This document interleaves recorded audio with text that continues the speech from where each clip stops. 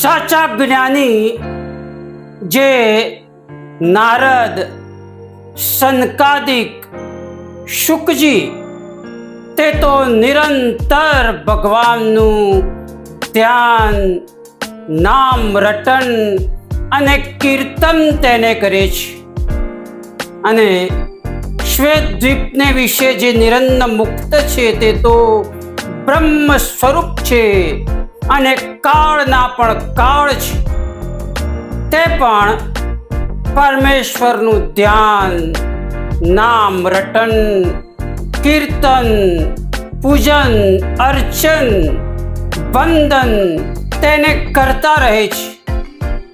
અને પોતે અક્ષર સ્વરૂપ છે તો પણ અક્ષરાતીત જે પુરુષોત્તમ ભગવાન તેના દાસ થઈને વર્તે છે. અને બદ્રિકાશ્રમને વિશે જે ઉદ્ધવ ને તનુ ઋષિ આદિક મુનિ રહ્યા છે તે પણ તપ કરે છે ને નિરંતર ભગવાનની ભક્તિ કર્યા કરે છે.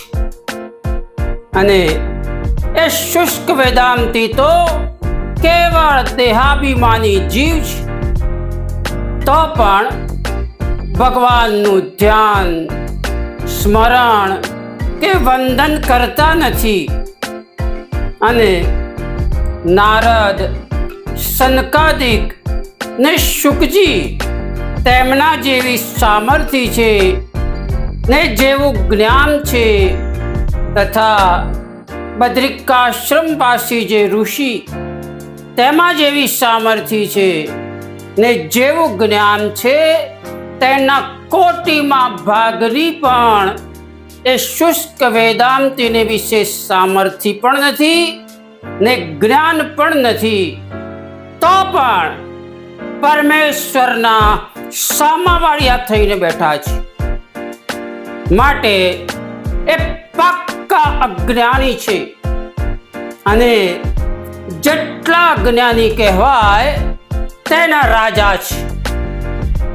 અને એ તો કોટી કોટી કલ્પ સુધી નરકના કુંડમાં પડશે ને યમનો માર ખાશે તો પણ એનો છૂટકો નહીં થાય.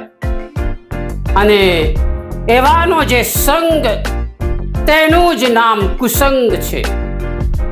અને જેમ સત્પુરુષનો જે સંગ તેથી કોઈ મોટું પુણ્ય નથી, તેમ અજ્ઞાની એવા જે શુષ્ક વેદાંતી તેના સંગથી કોઈ મોટું પાપ નથી. માટે જેને કલ્યાણને ઈચ્છવું તેને નાસ્તિક તથા શુષ્ક વેદાંતીનો સંગ કરવો જ નહીં.